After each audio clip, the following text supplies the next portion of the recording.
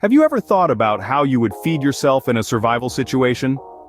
Welcome to our journey into survival gardening, a lifeline in times when food sources become scarce or simply non-existent. In the face of adversity, self-sufficiency becomes the ultimate power. And what's more self-sufficient than growing your own food? The ability to cultivate your own crops is not just a skill, it's a survival strategy. Whether you're in an urban apartment or a rural homestead, it's about turning every corner, every windowsill, every patch of sunlight into a thriving garden. Survival gardening is about more than just producing food. It's about resilience, independence, and the audacious belief that even in the toughest situations, we can create life. It's not just a way to survive, but a way to thrive. Survival gardening is a skill that could mean the difference between life and death. Are you ready to learn more? Where you live doesn't have to limit your ability to grow your own food. Urban, suburban, or rural, each setting offers unique opportunities for survival gardening. Let's break it down. In the heart of the city, space might be a premium, but creativity is unlimited. Think vertical gardens on balconies, rooftop greenhouses, or even the clever use of indoor spaces.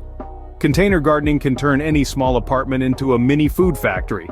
Suburban dwellers often have the luxury of a backyard. Raised beds, traditional plots, or even turning your entire lawn into a food garden are all viable options. And for those in rural areas, well, the sky's the limit.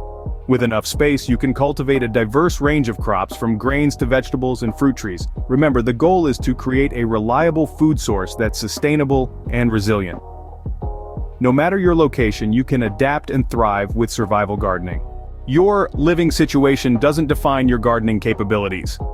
It's all about utilizing the space you have and tailoring your gardening techniques to your specific environment. For those living in apartments, you might feel limited by the lack of traditional yard space. However, balcony gardens, window boxes, and indoor plants can be highly productive. If you're in a house or a condo with a small backyard, consider raised beds or vertical gardening to maximize your space.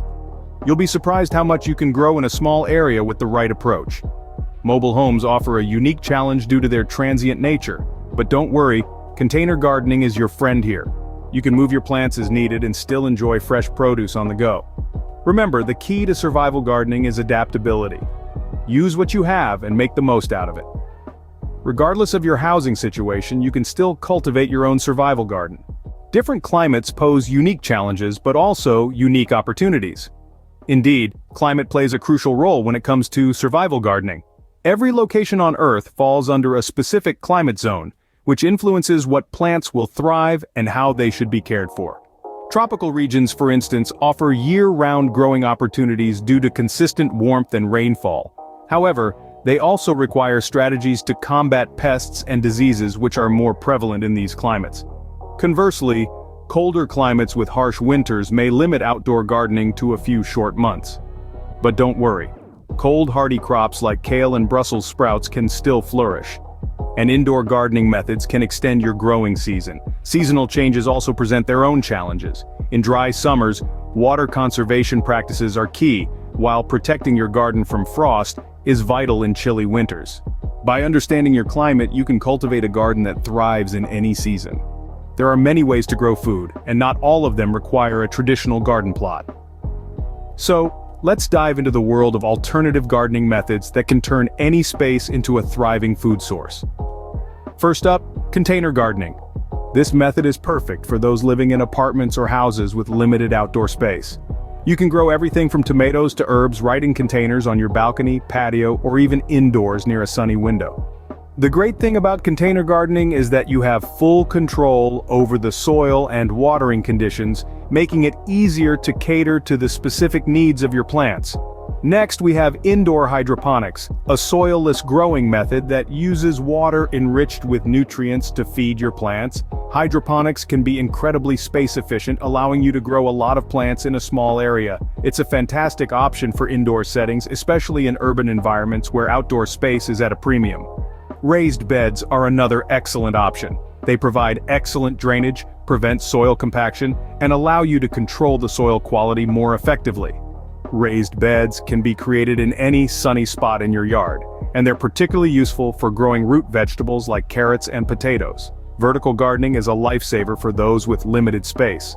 By growing plants upwards on trellises, walls, or specialized vertical gardening systems, you can maximize your growing area without taking up much ground space. Think climbing plants like beans, peas, and even some types of tomatoes and cucumbers. And of course, we can't forget traditional plots. If you have the space, a traditional vegetable garden is a great way to grow a wide variety of crops. You can rotate crops seasonally to keep the soil healthy and productive.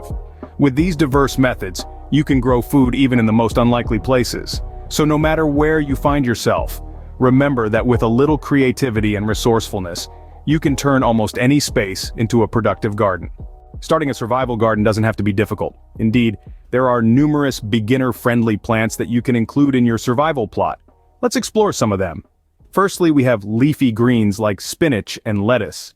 They grow quickly, are packed with nutrients, and can be planted multiple times in a season. Then we have root vegetables like radishes and carrots. They're hardy, can be grown in most climates, and are perfect for storing over winter. Next, consider some easy-to-grow fruits such as strawberries and tomatoes.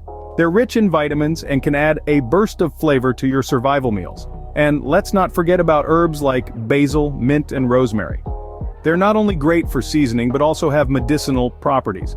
Lastly, beans and peas are excellent choices. They're high in protein, making them a valuable addition to the survival garden. These easy-to-grow plants can provide you with a steady food supply in a survival situation. Water is crucial for survival, and efficient watering is key in a bugging-in situation. Now let's delve into some smart strategies for water conservation. In an ideal world, we'd have a never-ending supply of water at our disposal. But when you're bugging in, every drop counts. It's all about making the most out of what you have. One of the best ways to save water is by implementing a drip irrigation system. This method delivers water directly to the plant's roots, reducing evaporation and water waste. Mulching around your plants is another great technique. It helps to retain moisture in the soil, meaning less frequent watering is needed. Rainwater collection is another effective method. Setting up a simple system to catch and store rainwater can provide you with a significant source of water for your garden. Remember, it's not just about surviving, it's about thriving. By conserving water, you can ensure the longevity of your survival garden. A survival garden is not just for today but also for the future. That's the essence of seed saving. It's an age-old practice that's more relevant than ever in today's uncertain times. So why is seed saving crucial for survival gardening? Well, it's all about sustainability. When you save seeds from your garden, you're ensuring that you'll have seeds to plant for the next season and the one after that, and so on. This means you're not dependent on external sources for your seeds. You're in control of your food supply today and tomorrow. Now, let's delve a little deeper. Seed saving goes beyond just sustainability. It's also about resilience. When you save seeds, you're preserving the genetic diversity of your plants. And that's a big deal. Plants adapt to their environment over time, developing resistance to pests, diseases, and local climate conditions. By saving and replanting these seeds, you're cultivating stronger, more resilient plants with each passing season. But here's the kicker. Seed saving can also lead to self-sufficiency. Imagine being able to grow your own food year after year without relying on anyone else for seeds. That's a powerful position to be in, especially in a survival scenario. So, how do you save seeds? It's simple. Let your plants mature fully and collect the seeds. Dry them, store them in a cool, dark, and dry place, and you're good to go. Remember, different plants have different seed-saving methods, so do your research. In conclusion, seed saving is a fundamental part of survival gardening. It's not just about growing food for today. It's about ensuring you have the means to grow food tomorrow and the day after that. It's about taking control and being self-sufficient in an unpredictable world. Seed saving ensures that you have a continuous food supply, securing your survival in the long run. And that, my friends, is the power of seed saving.